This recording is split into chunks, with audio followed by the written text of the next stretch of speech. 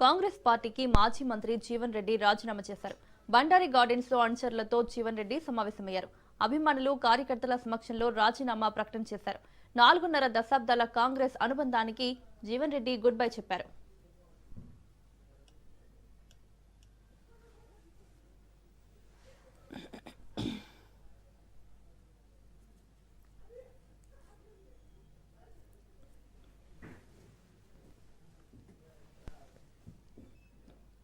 రాజీనామా సందర్భంగా జీవన్ రెడ్డి సంచలన వ్యాఖ్యలు చేశారు.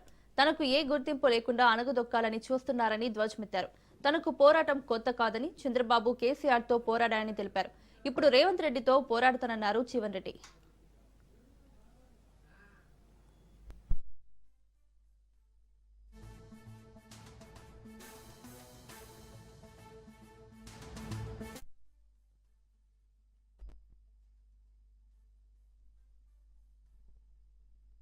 మానసికంగా క్షోభతో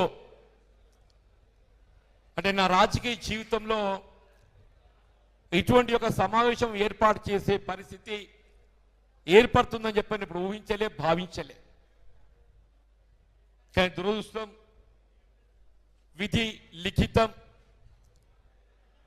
నా కాంగ్రెస్ పార్టీతో ఉన్న 4 దశాబ్దాల పైగా అనుబంధం మరి ఈరోజు ఈ విధంగా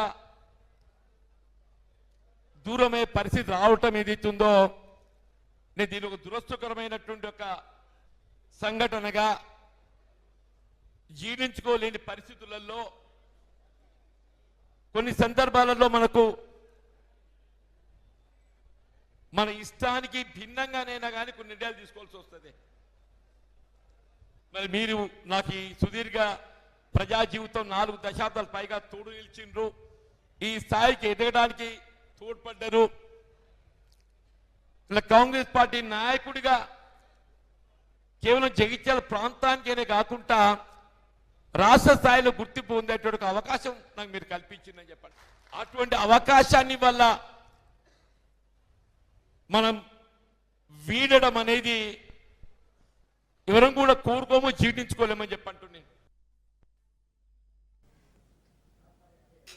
కొడదామంటూనే మన పోయేటోళ్ళం పోయేలా కానీ ఉన్నోళ్ళకి న్యాయం కావాలని కొడదామని చెప్పండి.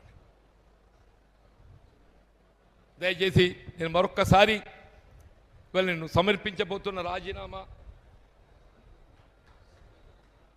అంటే నేను వాస్తవంగా ఏదైతున్నదో మిత్రుడు గంగారెడ్డి గారి